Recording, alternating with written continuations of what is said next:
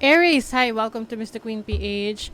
At ito ang inyong yearly reading for 2026. Ayan, so we will see what's coming to you ngayong 2026. So, tatlong parts to. So, this is part 1. Overall energy, general overview. And then, merong part 2 which is focused sa iyong money, career, finances. And part 3 is about your love life and family. So, make sure na kayo ay naka-subscribe, naka-follow, na may like, para lagi kayong updated sa ating mga readings. Okay? So, let's begin. And paalala lang, no, this is my only account at Mystic Queen PH. And I will not message you to offer services. Kung gusto niyo ng private readings, meron tayong link sa description o kaya sa pinned comment. So, yun yung, dun kayo mag-contact, no? Dun nyo ako i-contact. Okay? Kasi may mga poster, may mga gumagawa ng account na kagaya ko, like Mystic Queen PH, or nagre-re-upload ng videos ko. So, hindi naman ako yun. Okay? So, let's begin. Paalala lang, ang reading na to ay general reading. Maari kayong makarelate, maaring hindi. Just take what resonates. So, let's see. What's the energy for you, Aries, ngayong 2026? Okay. For Aries, 2026. So, your overall energy is, happy ending. Ang ganda nito.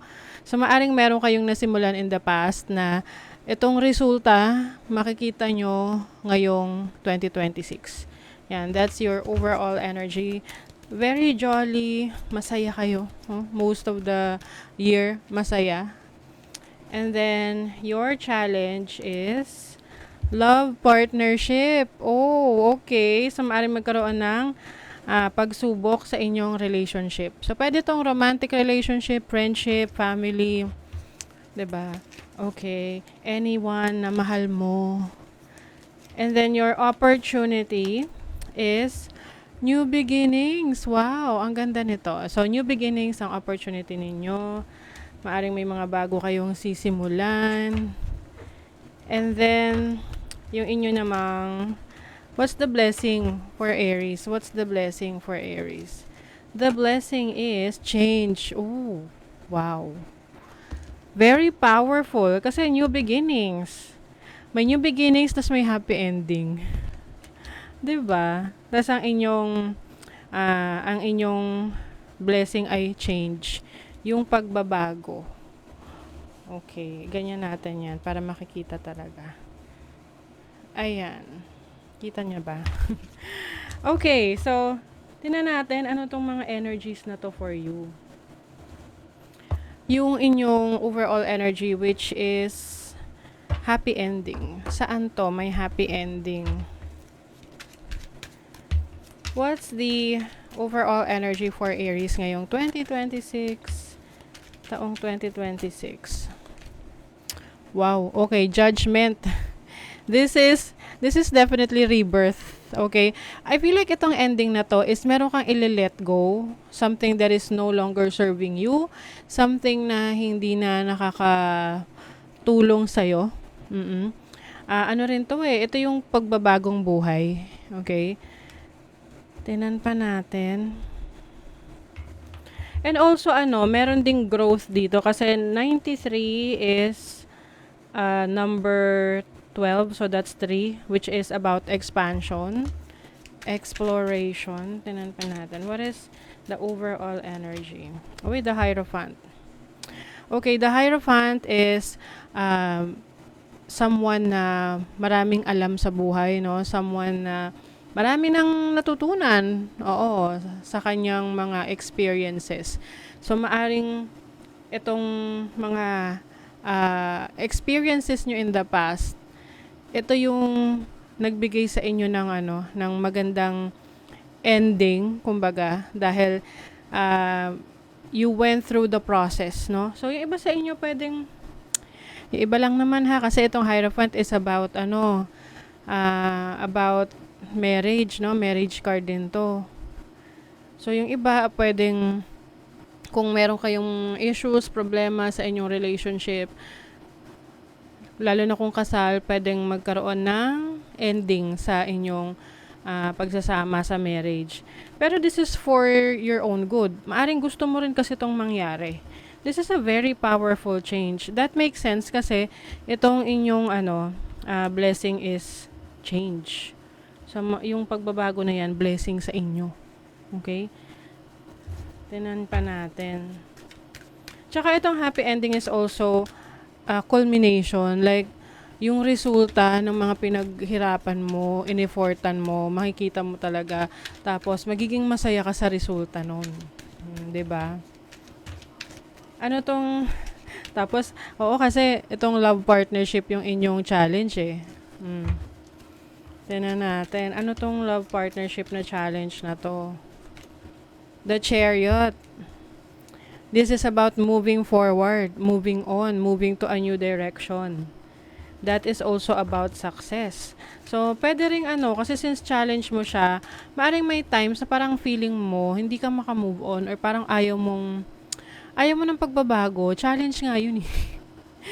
Pero ang hindi mo alam, yung pagbabago na yun yung magiging blessing mo. Minsan kasi ayaw nating umalis sa comfort zone natin. Pero hindi natin akalain na yun pala yung magbibigay sa atin ng major change sa buhay in a positive way, in a good way. Oh, you have the Page of Cups. Yung iba rito pwedeng may pregnancy, okay? Just make sure na alagaan nyo yung sarili nyo. Oo, kasi pwedeng maging challenging yung pregnancy na yan. Okay? Pwede kasing yung iba merong challenging relationship with your partner, tapos hindi ka sinusuportahan. Oo. So, focus on your goal. Ano ba yung goal mo sa buhay, sa relationship mo? Kung gusto mong ayusin, then ayusin mo. Pero talaga kung kailangan may magbago, may magbabago eh. Kung kailangan may matapos, may matatapos. Kasi ang opportunity mo, new beginnings. Oh, meron ka oportunidad na magsimula. Magsimula muli. Okay? New beginnings. Ang exciting kaya yung mga new beginnings, di ba? Oh, you have the Ten of Wands. See, yung iba sa inyo nahihirapan. Nahihirapan kayong mag-let go. You are still holding on to something na nagpapahirap sa inyo, nagpapabigat ng kalooban ninyo.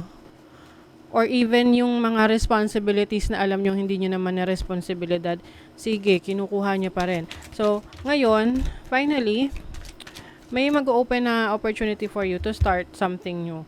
You have the Seven of Swords. Naku, meron ditong energy ng tao na hindi totoo sa'yo or parang merong hindi magandang intention towards you, gusto kang pahirapan, kumbaga parang ayaw nitong tao na to na ikaw ay umunlad or makalaya, no? So, ikaw yung magde-decide kasi whether you really want to embrace new beginnings eh. Hahayaan mo ba na itong taong to ay makialam sa buhay mo, 'di ba? Oh. Tingnan natin yung ano ba tong change na to? What is the change? The blessing of change. You have the Two of Wands. So, meron kang ibang options. Okay?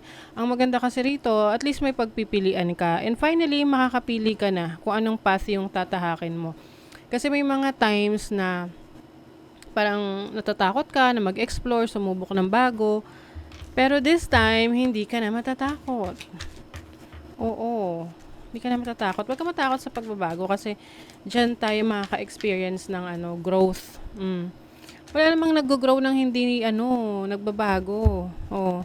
Even your finances will also change for the better. Kasi itong Five of Pentacles, maaring iyan yung nagiging problema ninyo sa finances. Merong kakulangan, no? But I feel like magiging open ka na sa change. May mga opportunities ka na i-explore ngayong 2026. At kung wala kang balak mag-explore, edi wala yung pagbabago. Ganun lang naman yun. Kailangan lalakasan mo lang yung loob mo na sumubok ng bagong bagay sa buhay. Okay, let's see what else for Aries 2026. You have the sun in Cancer in the fourth house. Resourcefulness. Alam nyo yung mga mga needs ninyo, hindi nyo kailangang problemahin kasi it will be provided sa inyo.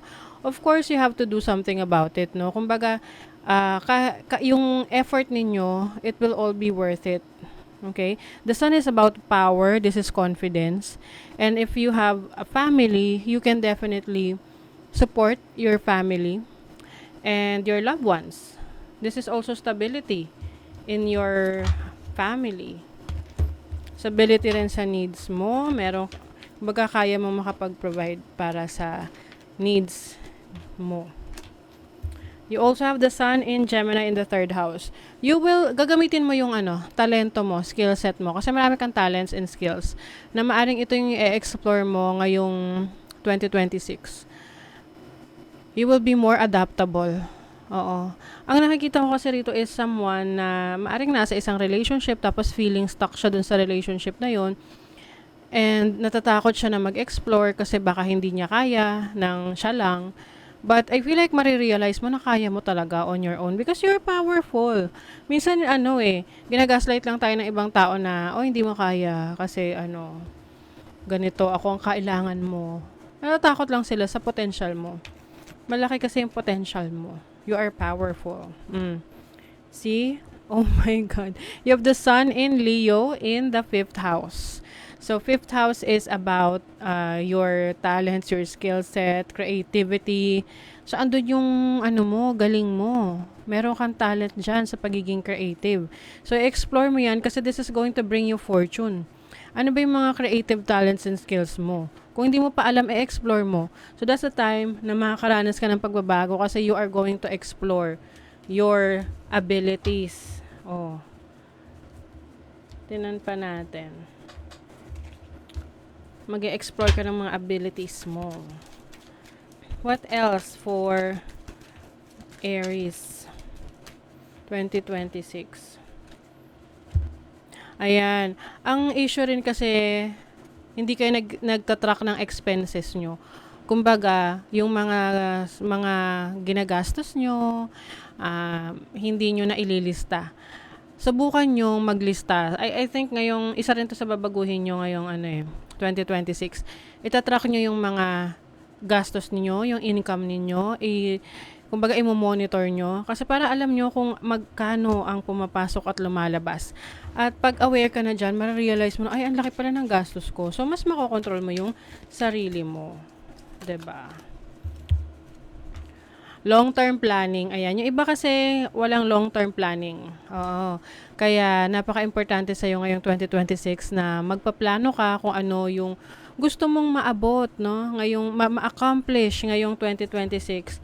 Especially sa yung kaperahan. Lalo na kung nagkakaroon ka ng struggle or naka-experience ka ng financial struggle nitong 2025, 'di ba? So may mga pagbabago. I feel like itong pagbabago na to sa mindset mo sa kaperahan, paano ka gumastos, paano ka kumita ng pera. Yan yung blessing sa iyo ngayon 2026. Intention. Okay. What if the only resolution you made was to love yourself more? Yes. This is part of your goal as well na mag-focus sa sarili, no? Self-love, self-care. You deserve this. Kailangan mo to at ito ay you owe this to yourself, kumbaga, no?